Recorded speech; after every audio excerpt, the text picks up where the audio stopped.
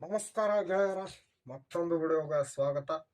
ಉತ್ತರ ಕರ್ನಾಟಕದ ಜನಪದ ಕಲಾವಿದ ಸರಿಗಮಪ್ಪಗೆ ಸೆಲೆಕ್ಟ್ ಆಗಿದ್ದಾದರೂ ಹೇಗೆ ಮತ್ತು ಯಾಕೆ? ಯುಕೆ ಕಲಾವಿದನಿಗೆ ಫೈನಲ್ ಇಂದ ಕೈ ಬಿಟ್ಟಿದ್ದಾದರೂ ಏಕೆ? ಹನುಮಂತ ಲಮಾಣಿ ಹಾಗೆ ಗೆಲ್ತಾರೆ ಅನ್ಕೊಂಡ ಅಭಿಮಾನಿಗಳಿಗೆ ಶಾಕ್. ಬಾಳು ಬೆಳಗುಂದೆ ಫೈನಲ್ ಅಲ್ಲಿ ಸ್ವರ ಬರಲ್ಲ ಅಂತ ಅತ್ತಿದ್ದಾದರೂ ಏಕೆ? ಸೀಸನ್ 21 ಅಲ್ಲಿ ಬಾಳು ಬೆಳಗುಂದಿ ವೋಟ್ಸ್ ಅಲ್ಲಿ ಗೆದ್ರು, ಫೈನಲ್ ಅಲ್ಲಿ ಗೆಲ್ಲಿಕ್ಕಾಗ್ಲಿಲ್ಲ. ಬಾಳು ಬೆಳಗುಂದಿಗೆ TRP ಸಲುವಾಗಿ ಫೈನಲಿಸ್ಟ್ಗೆ ಕರ್ಸಿದ್ರ ಜಿ ಕನ್ನಡ ಹಾಗೂ ಸರಿಗಮಪ ಶೋ. ಕಡೆಗೂ ಕಾಡುವ ಕಟ್ಟ ಕಡೆಯ ಪ್ರಶ್ನೆ, ಯಾಕೆ ಗೆಲ್ಲಿಲ್ಲ ಸರಿಗಮಪ ಫೈನಲ್ ಬಾಳು ಬೆಳಗುಂದಿಯವರು?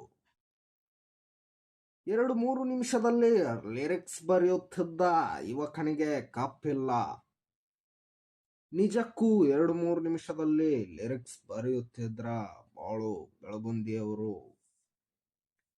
2 ಮಿಲಿಯನ್ ಸಬ್ಸ್ಕ್ರೈಬರ್ ಆದ್ರೂ ಸರಿಗಮಪದಲ್ಲಿ ಗೆಲ್ಲೇ ಇಲ್ಲ. 2-3 ನಿಮಿಷದಲ್ಲಿ ಲಿರಿಕ್ಸ್ ಬರೆಯುತ್ತಿದ್ದ ಯುವಕನಿಗೆ ಕಪ್ಪಿಲ್ಲ. ನಿಜಕ್ಕೂ 2-3 ನಿಮಿಷದಲ್ಲಿ ಲಿರಿಕ್ಸ್ ಬರೆಯುತ್ತಿದ್ರ ಬಾಳು ಬೆಳಗುಂದಿಯವರು? ಅವರ ಒಂದು ಲಿರಿಕ್ಸ್ ಕೇಳಿ. ನಿನತು ನಿನತು ನಿನ ತುಟಿ ಎಂತ ಚಂದಾಲೆ, ನಿನ ಮನಸ್ಸೆಂತ ಅಂದಾಲೆ, ನಿನಕು ನಿನಕು ನಿನಕು. ಹೇಳಿದ್ರಲ್ಲ, ಹಾಗೆ ಹೇಳ್ಬಿಡಿ ಈ ಲಿರಿಕ್ಸ್ ಯಾವ ತರ ಇದೆ ಎಂದು.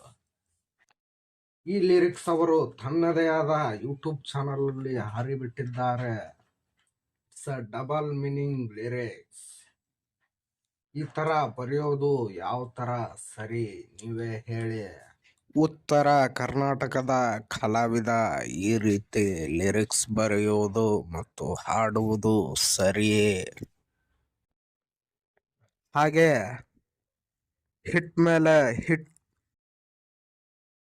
ಲಿರಿಕ್ಸ್ಗಳು ಬರೆದ್ರೂ ಕೂಡ ಈ ತರ ಲಿರಿಕ್ಸ್ ಬೇಡವಾಗಿತ್ತು ಎಂದು ಜನರ ಅಭಿಪ್ರಾಯ.